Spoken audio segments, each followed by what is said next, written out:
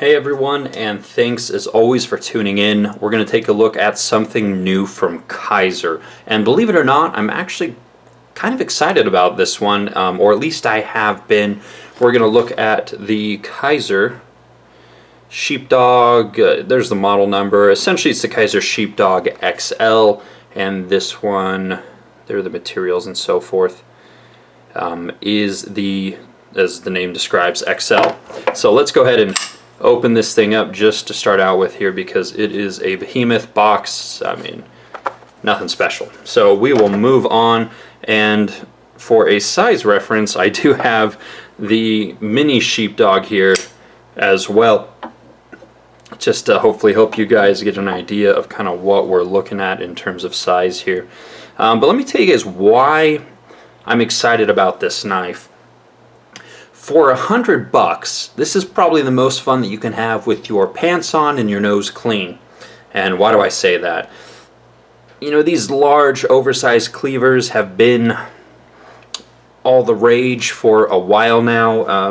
One of the more well-known makers had auctions going for like $20K for some of these behemoth knives, and other makers have tried to put out kind of these larger style cleavers too. Again, a lot of them customs, a lot of them very expensive, and a lot of you guys apparently are pretty enthralled with these things. So for Kizer to come out and make one that is very reasonably priced and probably better made than some of those customs out there, that's pretty cool. It's just a ridiculous fun piece, and that's why I was excited for it. This was first introduced, I think, in a Blade HQ video where Zach interviewed the Kizer rep. I think his name's David too, but you could tell he was pretty pumped about it, and I got pumped about it. I actually took this one over. If you guys watched my video with the Not a Knife guy, I took it over and I showed my friend Ed the engineer, and John, another mutual friend, was there too, and I think he's an engineer. I don't know. He collects Russian watches. He likes to tinker with them. And when I gave this to Ed and I gave this to John, neither of which are knife guys, the first thing they said was, why, as they sat there with just a huge grin on their face. This is a grin-inducing knife. You just sit there and you think, God, why did they make it? And you're happy about it. So anyways, that is my preamble of why this is a just a fun piece. Of course, it's not a practical knife. You could get the mini one if you want something practical. This is just ridiculous and fun. So specs, well, actually one other kind of large cleaver-ish style knife. We have the PMP Knives Revenge up here. Again, even this thing is dwarfed by the Kizer, which is pretty funny. We've got the Paramilitary 2 right here. And then, as always, we have the Kershaw Dividend back here. So there are a few size comparisons. Probably leave this thing out somewhere in frame. And talk about what the actual specs are. So you've got a blade length of about 3.9 inches, verging on 4 inches basically. Handle length of 5 1/4. Overall, I mean, we're just about 9 1/4 inches long, 9.25 inches. I've got my calipers here because we need to look at some of the other dimensions. Of course, it does weigh in at 9.15 ounces, so you will absolutely know this is in your pocket from a weight standpoint. And the blade stock is actually not too terrible. It's coming in at what is it, 0.13 inches, and I thought the Para 2 was a little bit thicker. Let's zero this thing out.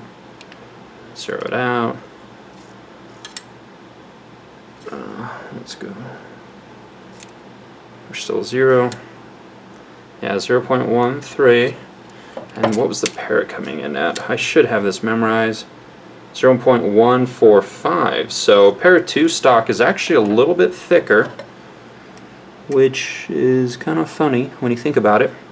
And then the Para 2, what, 0.025 inches behind the edge, and this one is coming in at right here, 0.02 inches behind the edge, and I've got it generously behind the edge here. So you know, again, this thing's an absolute behemoth, but the blade stock and the thickness behind the edge is actually, you know, a little bit thinner than the Para 2. Of course, you do have a full flat grind versus a flat grind, and you know, you've got a flat up here towards the middle with a swedge up top, but you know, it's not overly thick. I mean, let's take a look at this dimension. This one's kind of important because you only have so much pocket space, and that's 2.13 inches wide.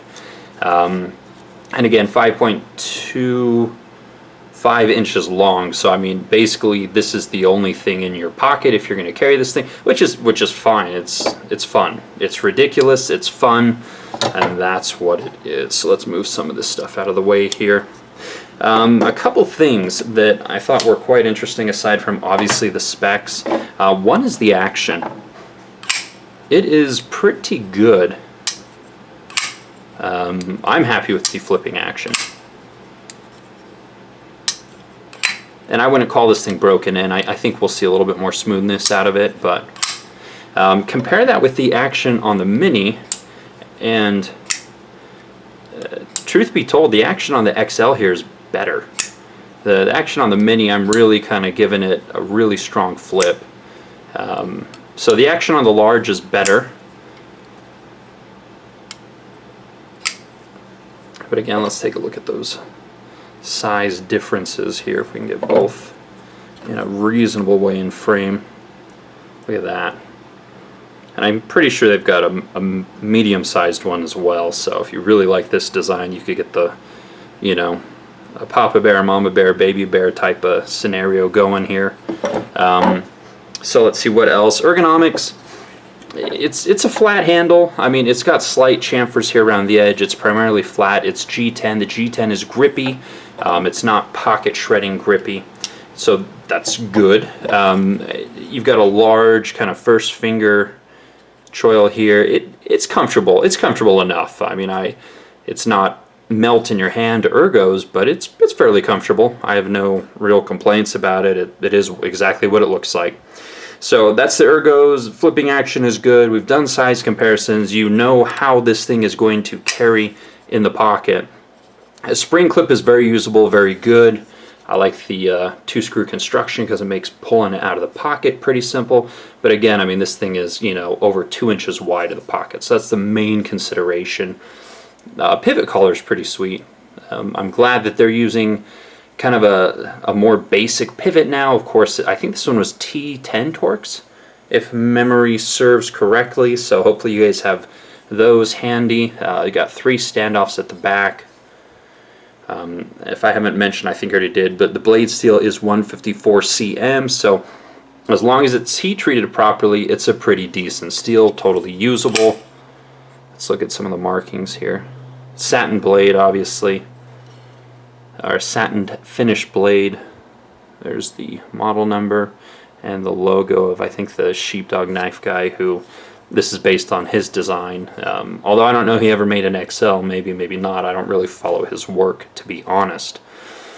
But yeah, just one Kizer had fun with. There it is in the hand, plenty of space. So anyways, I kind of see this one sticking around for a while, just because when I hand this one to people, they get that first question out of their mouth is why. The other thing that inadvertently happens is that stupid grin as they sit there and just kind of marvel at the ridiculousness of it. So anyways, guys, yeah, this one's fun. Oddly enough, I was excited for it.